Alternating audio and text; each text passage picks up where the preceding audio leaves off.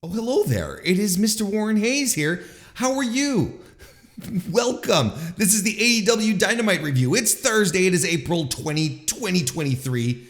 We are going to be reviewing the April 19 edition of Dynamite, which is usually what we do here. A little break from tradition. You know, I usually like to record my Dynamite review the next day, right? I watch it on Wednesday, record on Thursday, but on Thursday, I'm going to have a very busy day. So right now, I'm recording it immediately after the show. It's a little break in tradition. I usually like to sleep on a Dynamite. I like to let I let my subconscious speak to me through my dreams in regards to professional wrestling. I don't know. But we're breaking the habit a little bit because I do want to get this out not too late tomorrow. So I'll record it. It'll be in the can. We'll be good to go. So yeah, just a little break from tradition. We're closer to an instant reaction today than usual. But hey, I'm sure you're going to enjoy it. I'm sure you're going to enjoy it to the point that you're going to want to subscribe to the youtube.com/MrWarrenHayes channel on YouTube. All right, there you go. And even leave a like, because those things are great. And if you're listening to this on your favorite podcast application, well, 5-star reviews on Apple Podcasts, 5-star ratings on Spotify are fantastic. And we're going to talk about AEW Dynamite right now. We're going to get into it. April 19, 2023. By the way, sometimes I do like to break out into the meta, like to talk about stuff happening around AEW, but no. And I'm not getting into CM Punk, not now, not today. I talked about it more than enough on the podcast and whatnot. You don't need me pushing more CM Punk stuff moving forward here. Listen, April 19, 2023, from Pittsburgh, Pennsylvania, the Petersen Events Center. Show opens up with a promo segment. Get Jack Perry hitting the ring. He's got a mic. He's ready to talk. But before he's able to string any words together, Sammy Guevara comes in.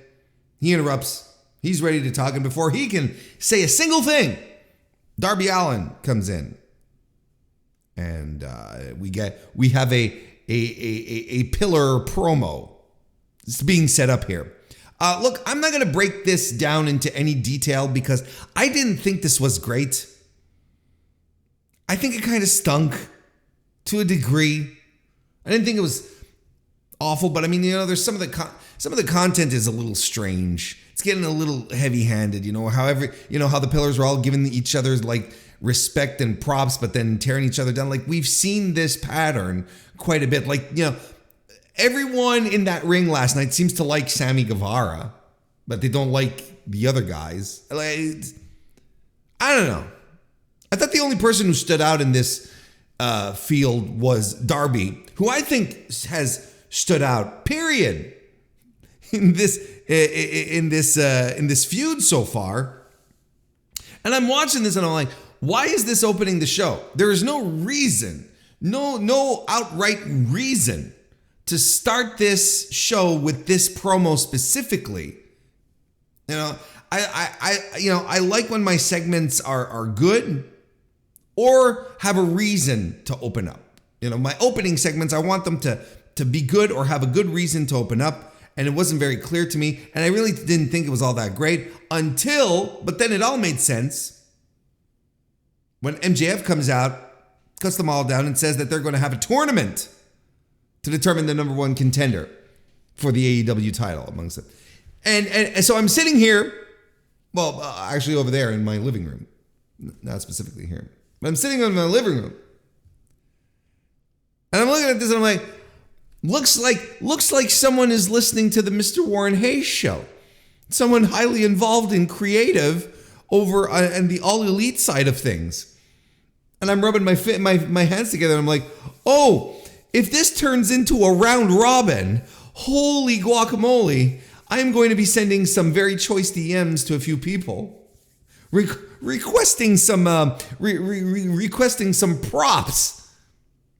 But no, it's going to be a single elimination tournament. And in fact, MJF has a guy come out with a hat to pick a name so that one of the three guys will have a bye. And it turns out that Darby Allin is getting a bye.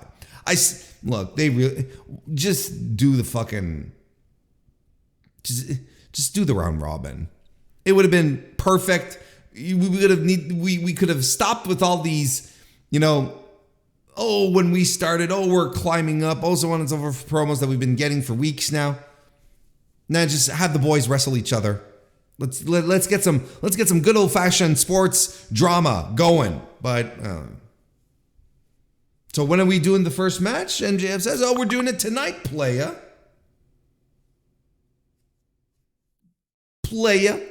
We knew what the reference was.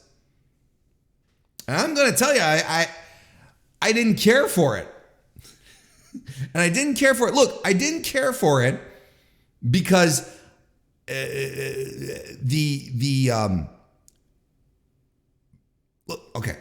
going to start over here.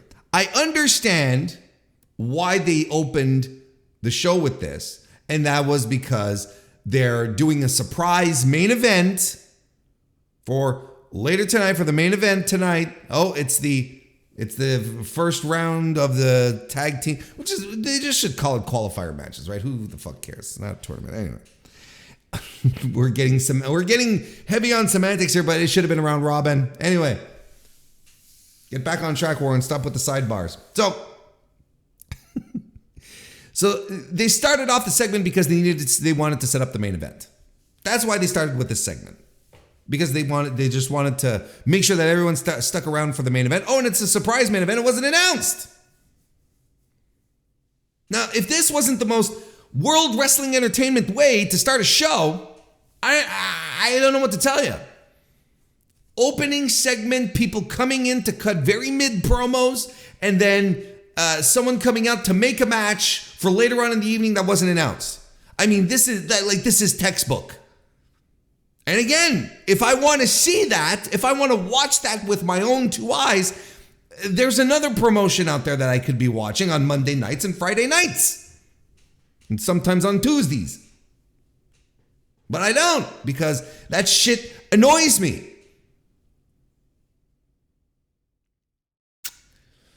So I don't know, I'm not a big fan, but it does set up the main event. Should we talk about the main event? No, I guess. We're talking about it right now. Might as well just get all might as well get all of this out of the way, because I also want to, I have more thoughts, but it makes more sense once everything is put together. Look, let's just skip forward to the main event. We'll come back and do the rest. Where Sammy Guevara defeated Jungle Boy Jack Perry by countout.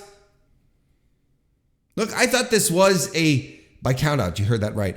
I thought this was a good athletic match between these two. Spot heavy, as you'd expect, again, from these two. We get Spanish Fly off the apron. We get Flying Destroyers by Jack Perry. We get a Mass Driver. We get a couple of Poison Ranas. Sammy Guevara, when we get towards the end here, Sammy Guevara drop kicks Jungle Boy off the top rope, the top turnbuckle, I should say. Jungle Boy's just he just soars off. He just gives himself a little extra oomph to make sure that he flies off the top rope, and he lands on a table. Doesn't go through it. He just sort of bounces off it. I don't know if that was planned or not, or if it was supposed to go through. I don't know. The ref starts counting doing the 10 count. Sammy Guevara starts distracting the ref for some reason, because MJF, previously in the evening, MJF and Sammy Guevara came to some sort of understanding. It was a weird segment. Well, a weird thing, in that previous segment where Renee Paquette was interviewing Sammy Guevara and then MJF arrived, he had said, look, I can guarantee you a spot in the main event of Double or Nothing. He being MJF talking to Sammy, I can guarantee you a spot in the main event of Double or Nothing if you lay down tonight. And I'm like, and here's a check, a blank check, write your amount on it, and it's yours. What's your price, basically, to do it? And he signs it, and I didn't understand I don't understand how this correlates to what we saw. Maybe it was all a ruse all along. Maybe they were just in cahoots all along. Look, I'm already overthinking it, but I don't quite understand how this all sort of sinews to this here, where MJF runs in to knock out Jungle Boy while the ref is distracted, and then Sammy Guevara stops and is like, look, finish your count, Bryce. And Bryce counts to 10, and Jungle Boy is passed out dead on the floor. So Sammy Guevara advances in the tournament. And I'm a little curious about this. I feel like these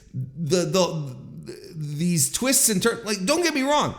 MJF going backstage, meeting up with one of the heels and trying to get his way with them, trying to sway them to his side. That's classic MJF. I have no issues with that. That's part and parcel with what he does. So, let's do it more often, if you ask me. But, he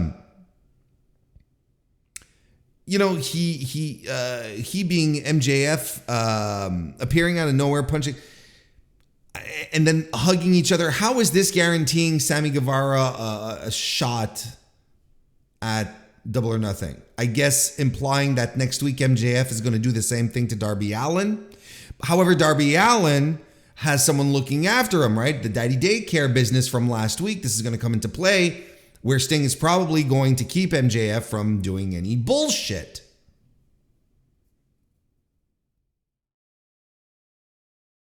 So this is where we're at anyway. And I feel like this is one of these things, one of these angles that once we have our 2020 vision on, we're like, oh yeah, this was pretty good. This all made sense. Because I know, again, instant reactions, people are prone to that. And now they're like, this sucked. Well, I can absolutely see, this is how I see this playing out, as Alexa Bliss once advised me to get into. I absolutely see Darby Allin, right, getting the win next week and being the guy who challenges MJF. Because now everyone's like, oh, of course this is going to end with being a fatal four-way. Everyone is expecting, not a fatal four-way, a four-way match. Apologies. Everyone, for some reason, seems to be expecting this four-way match at Double or Nothing when I never really saw that. Well, the potential is there, but the way they had been setting everything up, they wanted every guy to get some shine, right? They wanted each one of the pillars to just have a little spotlight here. So that's what we've been building to, and I will never be angry. I will never be angry at a promoter building a contender for a title as opposed to throwing a bunch of guys into a match and just, okay, guys, go nuts. Build a contender. And honestly, I think Darby Allin is going to be the guy. I think next week, right? It's next week, the next match in the tournament. Darby is going to fight Sammy, and they're going to try some shenanigans, and Sting is going to be there to keep this shenanigans from happening, and Darby's going to win. And when you think, so I think this is an anointment for Darby Allin. And when you think about it, it makes a lot of sense because Darby is a great come from behind guy, a work from under guy who is going to be great for MJF. Plus, he's arguably the most over babyface between he and Sammy Guevara, not Sammy Guevara, Jack Perry, as far as the pillars go. There's no question. He's super over. So this will actually be an interesting main event, regardless of how you feel about it.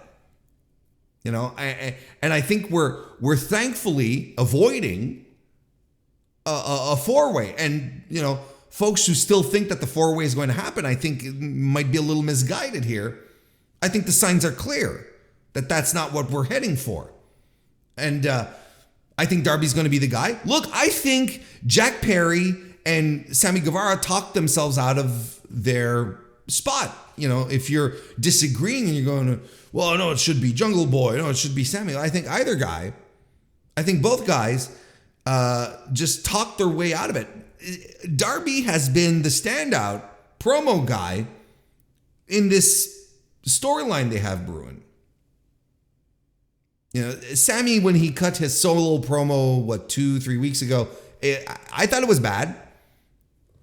I didn't think it was good at all. I think Jack has a lot of work to do to be very natural on the promo, to be very natural on the mic. And, you know, even tonight, he didn't feel confident. It felt very contrived what he was trying to get across, or the way he was trying to get his point across was very contrived.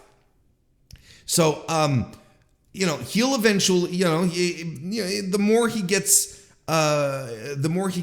thrown into the deep end, he'll get better. He'll learn how to swim, but he's not there yet. And his best promos came when he was trading barbs with MJF, which a lot of guys in wrestling have an easier time doing promos when they're bouncing off of someone instead of just coming up with everything themselves.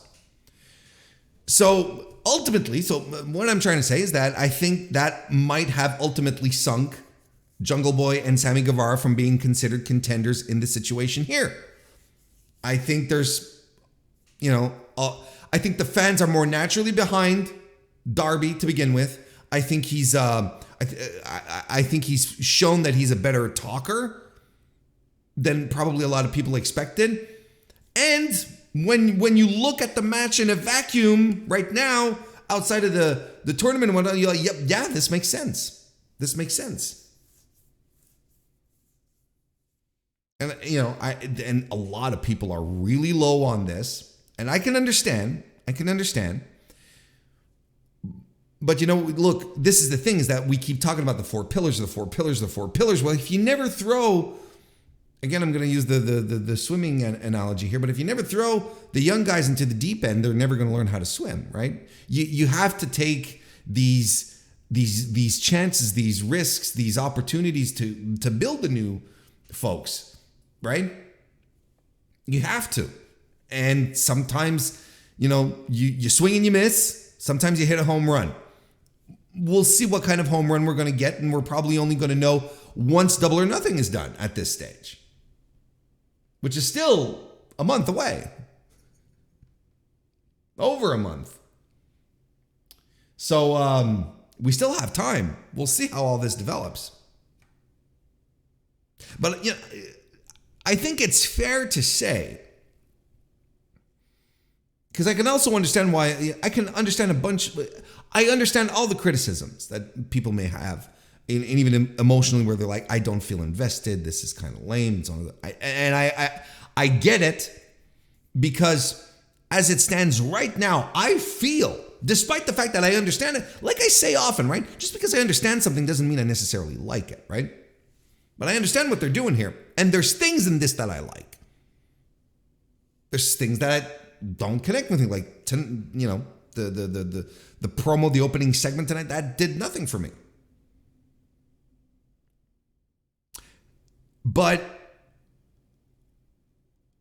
I think it's fair to say that right now, the AEW title situation is probably the third, maybe even the fourth hottest angle on the show right now. Like, there are things happening in AEW right now that are much more compelling and interesting, and than the title tour, the title situation as it stands right now. Again, we've got weeks of build, but this is not the hottest angle in the company right now.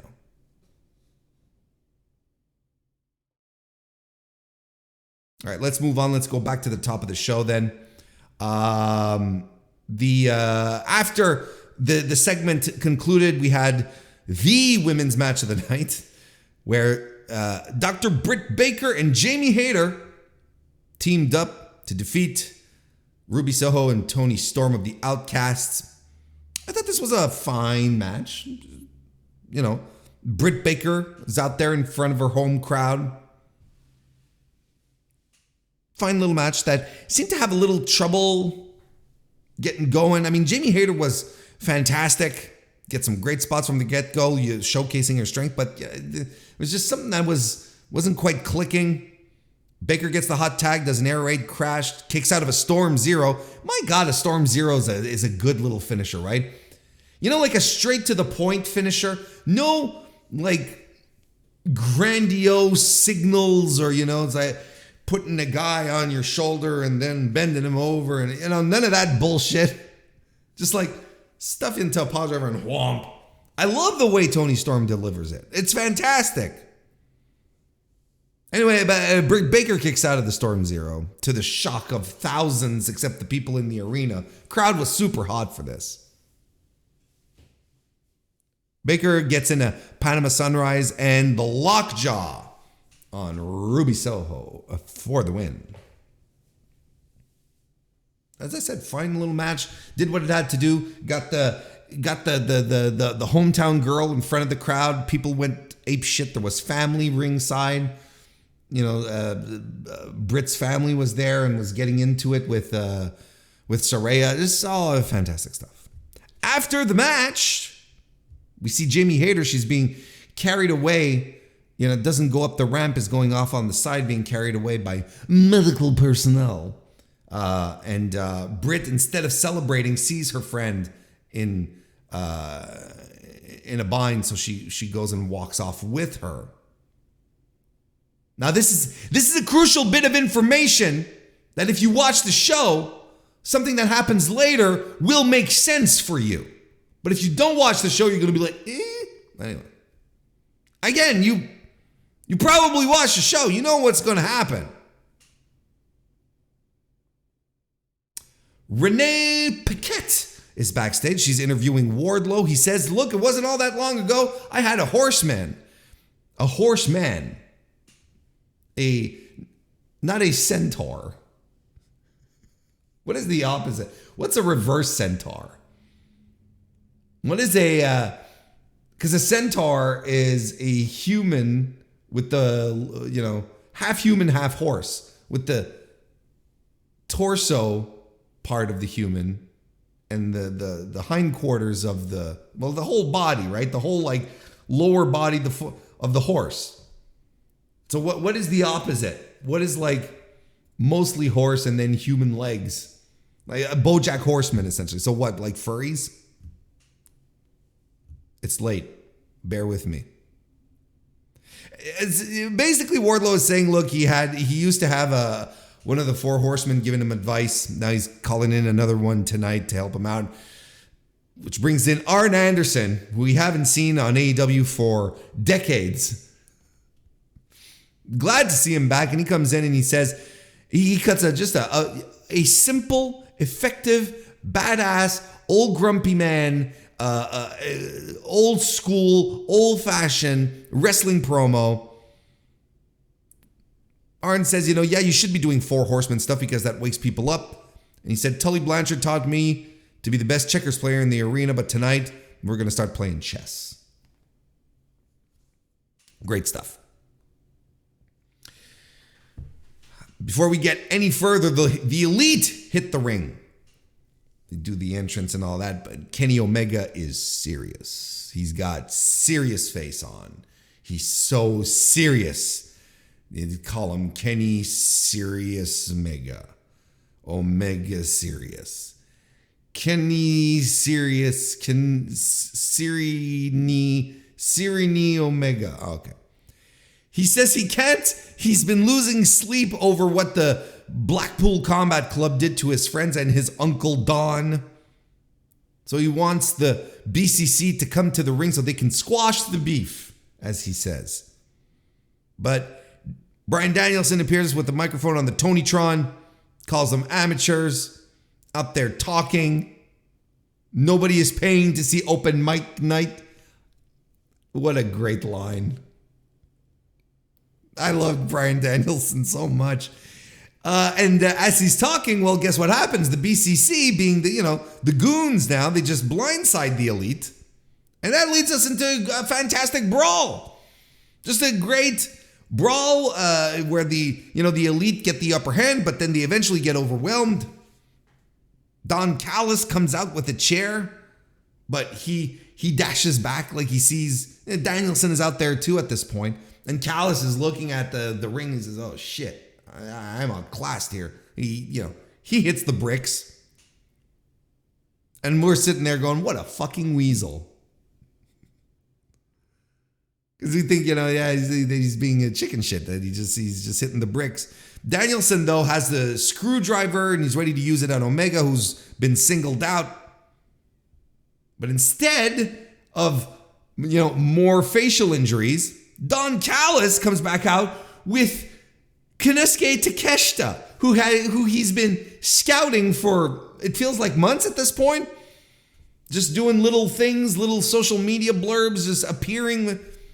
And Takeshita runs off the BCC with the Elite. And the Elite and Takeshita stand tall in the middle of the ring, and Don is thrilled.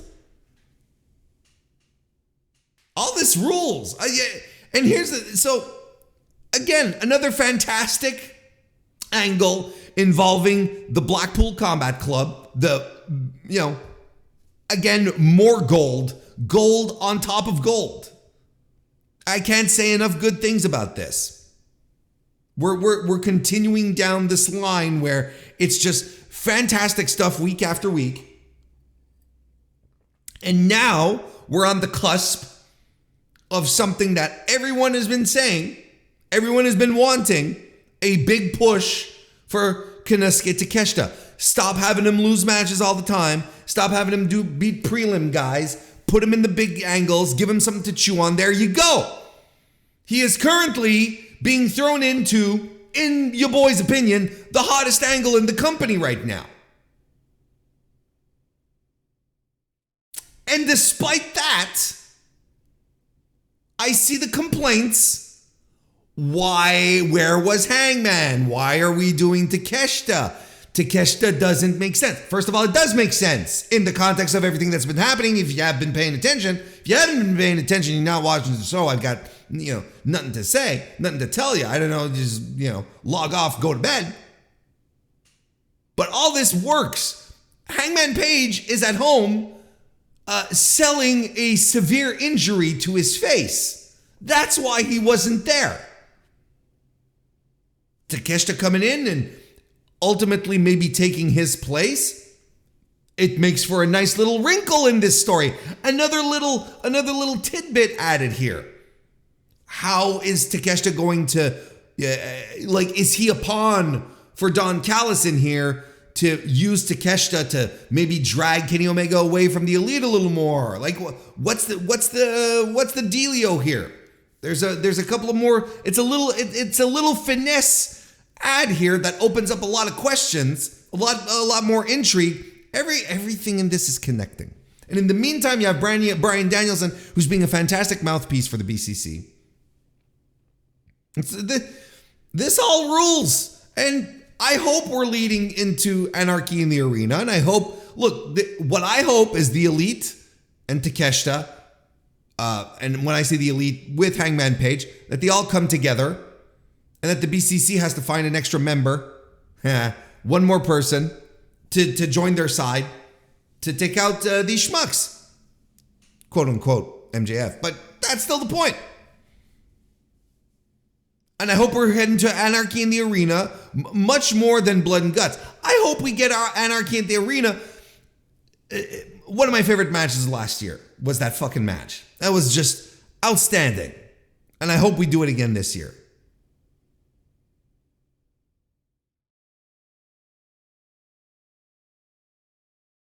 AEW TNT title match.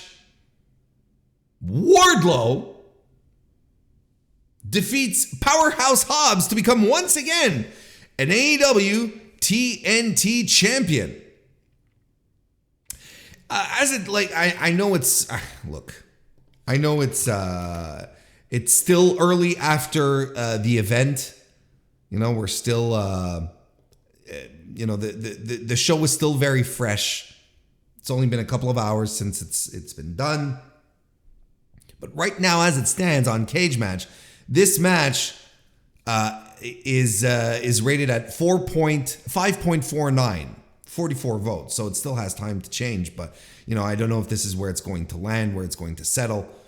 But boy, oh boy, people really don't like the TNT title situation, don't they? Right? Like this is the impetus here. Like there's so much great stuff happening on the show, but we're gonna zero in and focus on this. Now, the hot potatoing of the title, I don't know what to tell you. It's probably not my favorite thing, but I've sort of set the TNT title aside in my brain, and as it stands right now, I am much more invested in the former All-Atlantic title, now currently known as the international title. I was going to call it Intercontinental. What am I doing? But I'm much more invested in that than whatever it is was going on with the TNT title. And that's not Powerhouse Hobbs' fault. That's not Wardlow's fault. This is the Booker man who's behind this. I don't know what his plans are. Does Hobbs need some time off? I don't know. What is going on? But this, I think we do have to settle into an area where it's just like, look, here we go. We've got these things here, and that's it. Look, I thought the execution of this match was great. You could see from the moment Wardlow came out that he was winning, and he did. I thought that he and Hobbs put on a perfectly competent, fun big man match, and we even had the big Wardlow moves. We got the Swanton, we got the wind up lariat, we got the Powerbomb Symphony at the end. We got the whole 9 yards. Look, was the distraction a little too much? Yeah, but Christ, if this didn't get the crowd involved. To get Arn Anderson back in the ring after QT lands a cutter on Wardlow, referee's distracted, Arn comes in, and he pulls out his Glock like he's going back to that. And it just scares the shit out of QT. And they connected this to 2 years ago when QT clocked Arn Anderson. We had Cody Rhodes footage on AEW tonight. Doesn't matter. I don't care. Why run from it, right? Why run from the fact that Cody Rhodes was an integral part of this company? There's no point in trying to hide it. You're going to look worse off if you try to hide it. You're going to look like a bunch of nerds, a bunch of bozos. If you try to hide, oh no, we're going to try and cut this angle. It's like when WWE talks about the Shield and they try to cut out Dean Ambrose from the visuals. You're like, brother, we know what's going on. Stop treating us like fucking morons, So they tie this back to a couple of years ago when Arn was laid out by QT, and now Arn was back because he wanted his revenge. Look, all this is, it's not that hard to book wrestling and make things make sense. It's like, sure, Arn has history. He still has a score to settle. Here we go. We're doing it tonight. So he pulls out the Glock. It's not really a Glock, in case you're wondering. So what, did he actually have Gunn in the ring? Warren? No. The pretend. He did the thing with Cody. That one promo. It scares the shit out of QT, who takes a powder, but he runs into Penta, who super kicks QT back into the ring, and he eats an Arn Anderson DDT. Arn Anderson hitting the moves. And this is followed by this Powerbomb Symphony. Wardlow wins. I thought this was fine. It's not going to... And look, here's the thing. Here's the most important thing.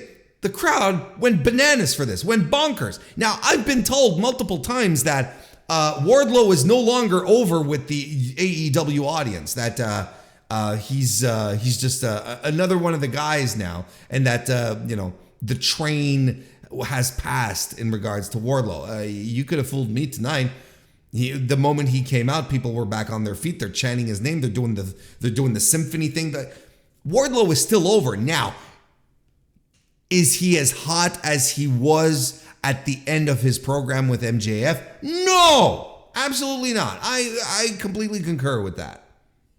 But wow, what a fantastic match nonetheless here. Like fantastic, and it's like not a work rate special. I just thought everything connected here. Everything worked. The crowd went nuts. I saw guys throwing huge lariats at each other. Two enormous men. Now, what's the deal with Powerhouse Hobbs? Why is he being cycled out? I couldn't tell you. I don't know. Maybe Toni has bigger, better plans for him. Kind of weird to cycle him out of just as we're on the cusp of a pay-per-view. And you know what? Maybe we just getting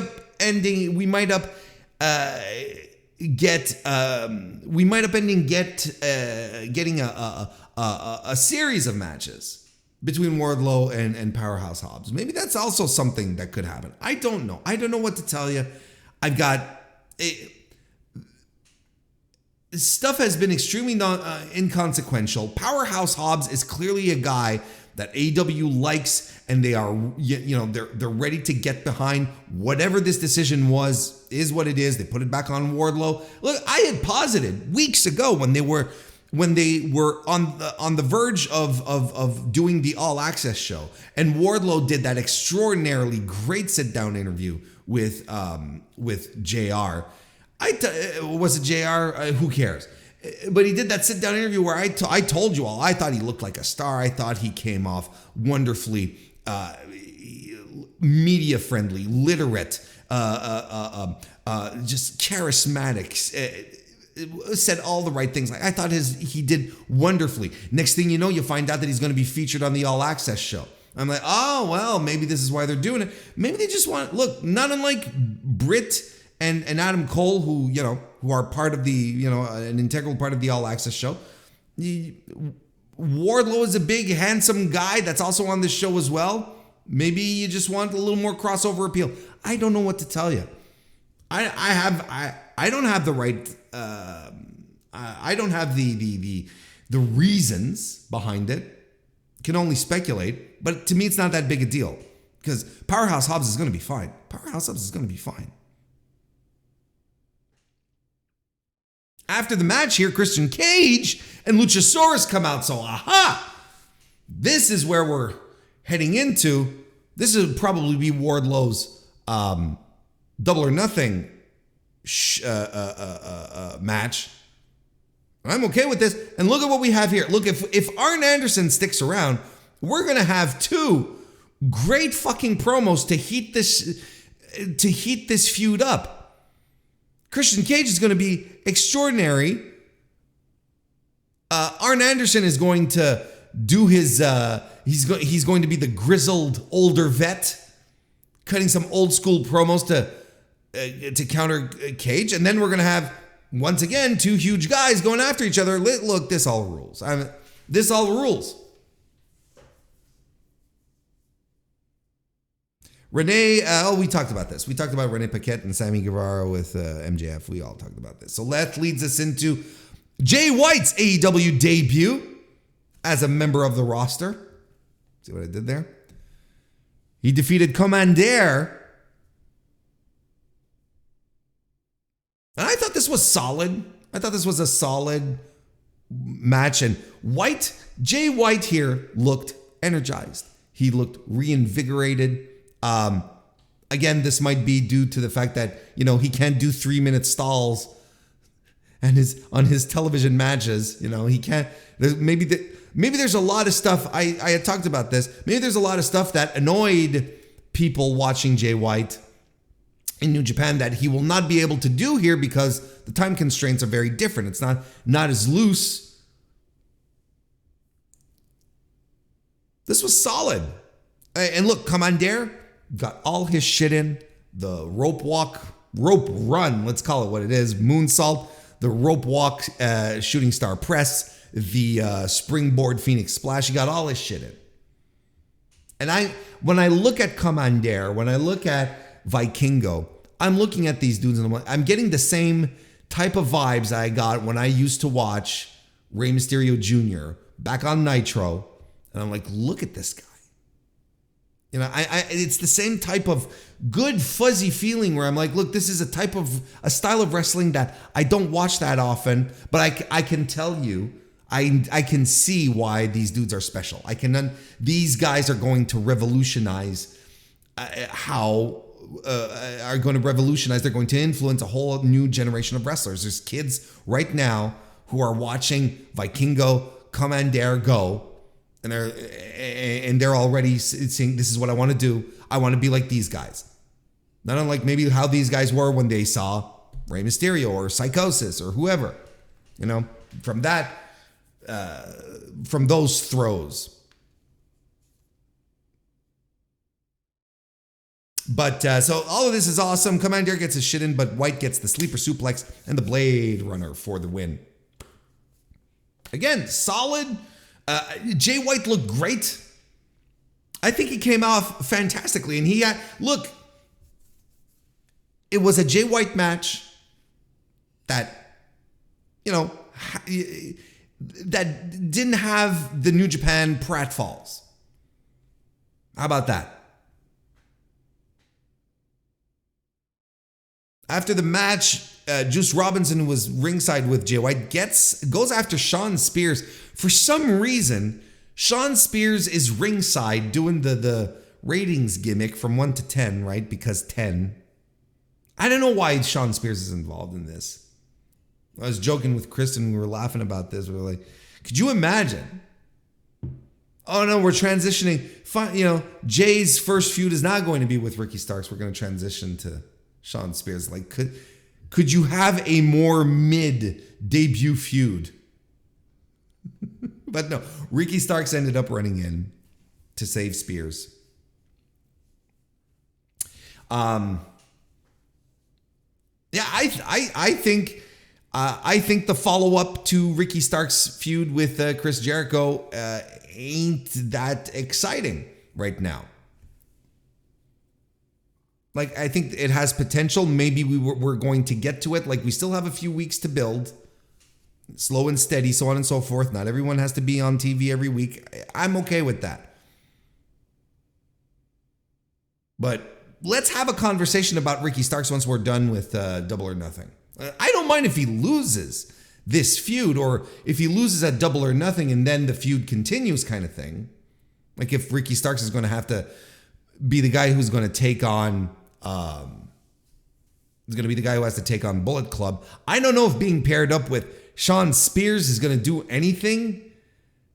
I don't know. Very odd moving parts in all of this with Ricky Starks and Shawn Spears. But Jay White looks great. And after the match, Tony Khan tweeted out that Komander got signed, got the graphic. He is all elite. That's a great signing right there. Just fantastic stuff. We get a segment backstage where FTR and Lethal and Jarrett's group are fighting for the friendship of Mark Briscoe, who got beat down earlier in the day. And there's a match because he got beat down in that he won't be able to be in. So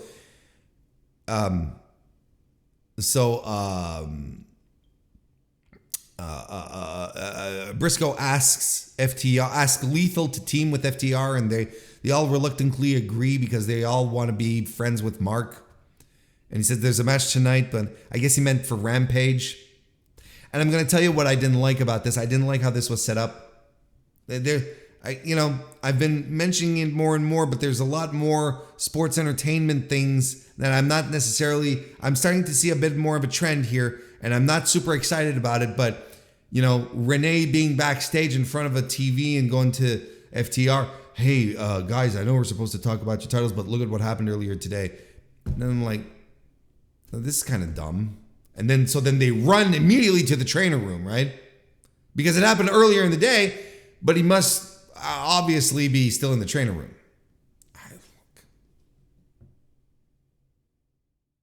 I'm not a fan. I'm not a fan of that. Sorry, kids.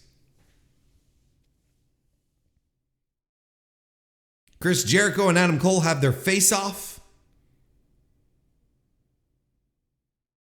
I'm going to go through the bigger beats here. I enjoyed this, by the way, quite a bit. Adam Cole tells him that he idolized him coming into the business and even based his catchphrase off of Chris Jericho. And, come on, baby. That's what he's referring to. He offers a handshake and Chris Jericho brushes it off, says there's no respect on his part. Calls Adam Cole an arrogant son of a bitch for interrupting his celebration last week, which of course Chris Jericho kind of did the week before, but Chris Jericho the character has no self-awareness, so it's fantastic. Cole shrugs and calls him a jagoff to a big pop from the Pittsburgh crowd. He says Jericho is an insecure, fickle, stupid idiot, and the face of pure delight and satisfaction that Adam Cole had right there was just mwah. Jericho says he's not a jagoff, and Cole does not impress him. This is a good promo segment between the two. This was Adam Cole versus Karrion Kross. This was not. They get into a shoving match, and then Daniel Garcia arrives out of nowhere, and they attack. They, being Chris Jericho and Garcia, attack Adam Cole. Britt Baker hits the ring to sort of talk him down, but then she gets blindsided by the Outcasts who are under the ring. Okay. And Garcia handcuffs Adam Cole to the ring rope while Saraya beats the shit out of Britt Baker with a Singapore cane as Cole begs them to stop. I thought this was great. I thought this was fantastic. When I was telling you earlier that I feel like the AEW title picture is like the third or fourth hottest angle on this card, on the show, excuse me, in AEW right now. Just look at this here. This all ruled. This is all fantastic. What are we even doing? And serves all sorts of story beats for the Outcasts and Britt, for Chris Jericho and Adam Cole moving forward. Now we're jumping into this program. And if you had any doubts that Adam Cole could not hang with these superstars, with the likes of Chris Jericho, he just handled this like it was nobody's business. Adam Cole is a special talent, folks. This was amazing. This was fantastic.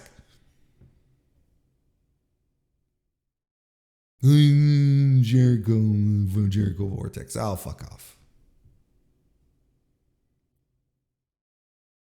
And then this is where we got, why didn't Jamie come down to make the rescue? Make it make sense. Well, they made it make sense. Earlier, she was hurt. She didn't go up the ramp. She took the side route, went to medical. It was pretty clear to me. And look, why would you try and mire this with other people trying to get to the ring? This, just stay focused. The focus on this angle here was clear, and it worked. I don't know what to say.